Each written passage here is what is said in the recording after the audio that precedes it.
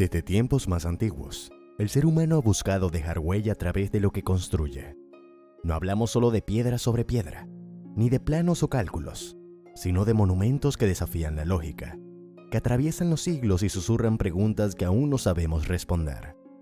Y entre esas construcciones, hay tres que no solo figuran en la historia bíblica, sino que han fascinado y dividido a creyentes, científicos y arqueólogos por igual: la Torre de Babel, el Templo de Salomón y el Arca de Noé. Cada una encierra un misterio, cada una advertencia, cada una un símbolo que podría estar hablándonos hoy más de lo que creemos. La Torre de Babel no fue una torre cualquiera, fue un acto de desafío, de orgullo colectivo, de ambición desbordada. Los descendientes de Noé, aún marcados por la memoria del diluvio, decidieron construir una ciudad y una torre que llegara al cielo. Buscaban hacerse un nombre, y en esa decisión aparece una de las imágenes más inquietantes del Génesis: el ser humano queriendo ocupar el lugar de Dios. ¿Cómo lo hicieron? Utilizaron ladrillos cocidos y betún, técnicas avanzadas para su tiempo. La región de Sinar, rica en arcilla pero pobre en piedra, les exigió innovación. Pero lo más impactante no es lo tecnológico, sino lo espiritual. Unidos por un solo idioma, tenían el poder de lograrlo todo. Y entonces Dios intervino, no con fuego ni terremoto, sino con algo mucho más devastador: la confusión. La multiplicación de lenguas no solo interrumpió la construcción, rompió la unidad, sembró distancia, sospecha, división. Y así nació Babel, no como símbolo de poder, sino de lo que sucede cuando el hombre pone el ego por encima de su creador. Pero la pregunta permanece: ¿existió realmente esa torre? Algunos arqueólogos creen que pudo estar inspirada en los zigurats mesopotámicos, como el Etemenanki de Babilonia, una estructura de más de 90 metros de altura. Incluso Heródoto, en el siglo V a.C., describió una edificación imponente. Pero lo que se pierde entre ruinas y relatos antiguos es el porqué de su caída. Porque más allá de la evidencia física, lo que Babel nos deja es un reflejo. Cada vez que la humanidad intenta construir sin límites morales, el colapso no tarda en llegar. Y quizá esa torre aún se construye hoy, pero con otros nombres. Pasaron los siglos y otra construcción emergió, esta vez con un propósito opuesto. Si Babel era ambición humana, el Templo de Salomón era deseo de encuentro con lo divino. Un espacio edificado no para escalar al cielo, sino para que el cielo descendiera a la tierra. Salomón, hijo de David, recibió la misión de construir una morada para Dios, y lo hizo con recursos descomunales: cedro del Líbano, oro puro, piedras labradas con precisión. Miles de obreros, incluyendo extranjeros, fueron reclutados. La alianza con Hiram, rey de Tiro, permitió que Israel, una nación pequeña, levantara una de las estructuras más magníficas del mundo antiguo. El templo fue más que un edificio, fue el corazón espiritual de una nación.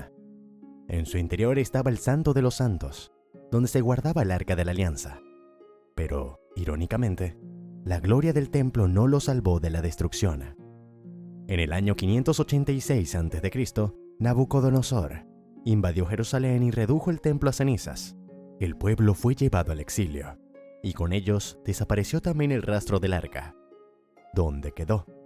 Fue destruida, saqueada, escondida. Nadie lo sabe. Y en ese silencio, en esa ausencia, emerge otro misterio.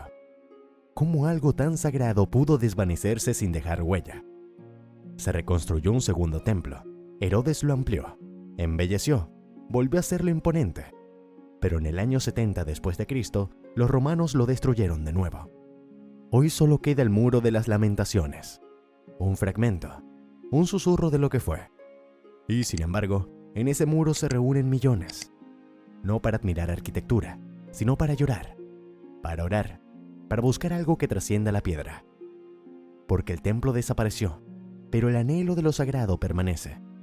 Tal vez porque hay cosas que, aunque se destruyan por fuera, nunca dejan de construir por dentro. Y entonces llegamos a otro gran misterio: el Arca de Noé, una embarcación que, según la Biblia, salvó a la humanidad y a toda forma de vida animal del mayor cataclismo que haya existido. Dios le dio a Noé instrucciones precisas, construir un barco de 300 codos de largo, con 3 pisos, revestido por dentro y por fuera con betún. Una estructura colosal para su tiempo. ¿Cómo pudo un solo hombre levantar semejante obra? ¿Cómo alimentó a tantos animales durante meses? ¿Cómo sobrevivieron al diluvio? Algunos ingenieros modernos han señalado que la estructura era viable, siempre que se utilizara madera resistente y refuerzos internos. Otros creen que los animales pudieron haber entrado en hibernación, lo que explicaría la logística de espacio y alimentos. Pero lo más asombroso no es la ingeniería, es la universalidad del relato. Culturas de todo el mundo, desde los sumerios hasta los mayas, relatan un gran diluvio. Siempre hay un hombre justo, siempre hay una embarcación, siempre hay un renacer. Las expediciones para encontrar el arca han sido muchas. Casi todas apuntan a Monte Ararat, en Turquía. Fotografías aéreas, formaciones de madera petrificada, leyendas locales, pero nunca una prueba concluyente. Y quizás ese sea el punto, porque más allá de si se encuentra o no, el arca representa algo que no necesita excavación. Representa salvación, un lugar seguro en medio del juicio, una señal de que Dios, incluso cuando todo se destruye, siempre deja una puerta abierta para comenzar de nuevo. 3 construcciones, 3 momentos, 3 decisiones humanas enfrentadas al plan divino. Babel fue ambición sin límite y terminó en confusión. El templo fue devoción sin humildad constante y terminó en ruinas. El arca fue obediencia en medio del caos y terminó en redención. ¿Cuál estamos edificando hoy? En un mundo obsesionado con levantar imperios, con demostrar poder, con llegar más alto, tal vez estemos repitiendo Babel sin darnos cuenta.